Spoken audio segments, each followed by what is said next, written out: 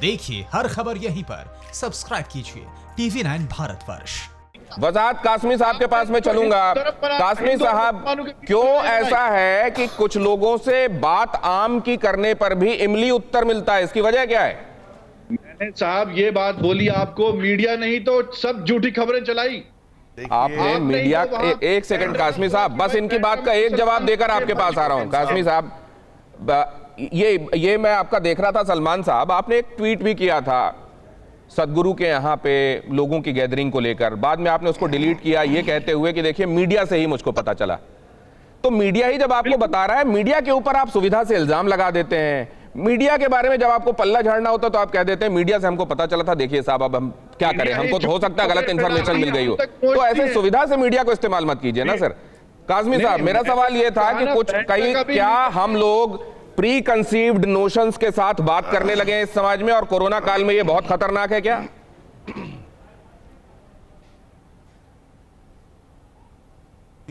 गौतम भाई, आपने जब ये बहस शुरू की तो आपने एक शादी समारोह का भी जिक्र किया और एक बर्थडे का भी जिक्र किया और साथ साथ एक नमाज का भी जिक्र क्यों किया। नजर नहीं आता ये? तो इसलिए मेरे जैसा आदमी तो कम से कम ये इल्जाम आप पर और आपके चैनल पर नहीं लगाएगा, चूंकि आप बहुत जिम्मेदारी से तमाम टीवी चैनल्स वाले, एक आध को मैं नहीं कहूंगा, हो सकता है कहीं कुछ गड़बड़ हो, मैं सबकी सफाई देने के लिए यहां नहीं बैठा हूं, लेकिन आपने कम से कम बहस जब से शुरू की है तब से आपने तीनों चीजों को बराबर रखा है।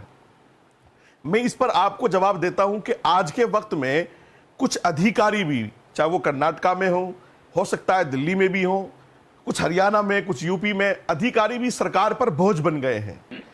उनको ये तक अंदाजा नहीं है कि प्राइम मिनिस्टर ने और हमारी राज्य सरकारों ने क्या आदेश दिया हुआ है, और ये चाहे वो नमाज के लिए गैदरिंग हो रही है, चाहे वो शादी के लिए हो रही है, वो पूर्व प्राइम मिनिस्टर हो, ये पूर्व राष्ट्रपति हो, ये पूर्व मुख्यमंत्री हो, मुझे इससे कोई लेना देना नहीं है। बर्थडे किसके यहां हो रहा है, यानी सोशल डिस्टेंसिंग खत्म हो रही है।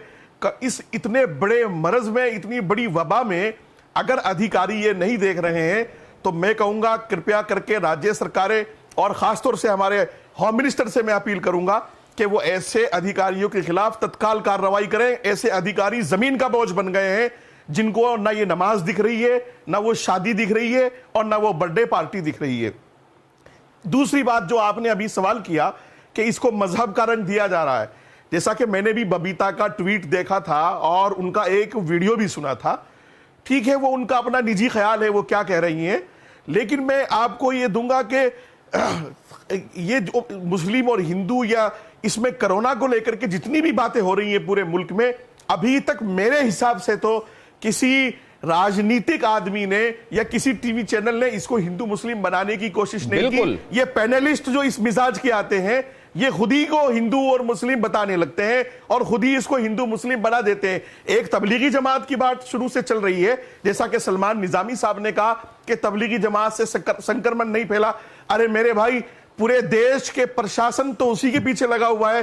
कितने लोग, हजारों लोग पॉजिटिव आए हैं, कितने लोगों को 30,000 लोगों को क्वारंटाइन किया हुआ है। तो क्या हमारी सरकार बेवकूफ है? इस महामारी में भी और इस मरज में भी वो ऐसे ही हजारों लोगों को पॉजिटिव ले आएगी, ऐसे ही सबको क्वारंटाइन कर देगी? अल्लाह के लिए ऐसी बातें ना करें, बल्कि इन सबको सलाम पेश करें, डॉक्टर्स को, नर्सेस को और पूरे स्टाफ को सलाम पेश करें और पूरे प्रशासन को सलाम पेश करें कि इस महामारी में भी वो इंसानियत की खिदमत में लगे हुए हैं। जब ये बातें कह रहे हैं, मेरे जैसे आदमी को आपकी हर एक बात से इत्तेफाक हो रहा है, और मुझको लगता है सामान्य समझ वाले आदमी को इससे इत्तेफाक हो रहा होगा, लेकिन इस पूरे दौरान इलियास शराफुद्दीन साहब को मैं मुस्कुराते हुए देख रहा हूं।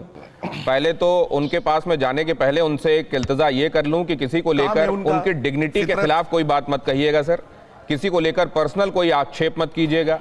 जुमे के जुमे आपसे भेंट हो रही है और जुमे के दिन मैं ये समझता हूं कि गुड सेंस ज्यादा प्रिवेल करेगा, तो प्लीज लॉजिक की बातें कहिएगा, किसी के ऊपर पर्सनल हमले मत कहिएगा। आपको किन बातों पर हंसी आ रही थी सर, क्या आप समझाएंगे? मैं आपको पहली बात बता दूं, मेरी बड़ी बहन एमबीबीएस डॉक्टर है उस्मानिया मेडिकल कॉलेज से, और इन हालात में कोरोना के पेशेंट्स के लिए और दूसरे पेशेंट्स के लिए दिन रात लगी है, बच्चों को, फैमिली को घर पे छोड़ के। तो डॉक्टर्स के ऊपर जो भी हमला करे, चाहे यूनियन मिनिस्टर अनंत हेगड़े क्यों ना हो, चाहे यूनियन मिनिस्टर अनंत हेगड़े क्यों ना हो बीजेपी का, या कोई भी, सबको अंदर डालो और जूते मारो और केसेस दायर करो। दूसरी बात, लॉकडाउन तोड़ने में नंबर 1 योगी आदित्यनाथ रहे हैं, जो रातों रात अयोध्या गए थे पूरे के पूरे ग्रुप को लेकर मोदी जी के लॉकडाउन एनफोर्स करने के बाद। तो कोरोना फैलाने का पहला जिम्मेदार present chief minister Uttar Pradesh Yogi Adityanath है। तीसरी बात, अमित शाह ने 1800 लोगों को हरिद्वार से गुजरातियों को अहमदाबाद भेजा, उस दिन से पूरे गुजरात में केसेस बढ़ गए हैं।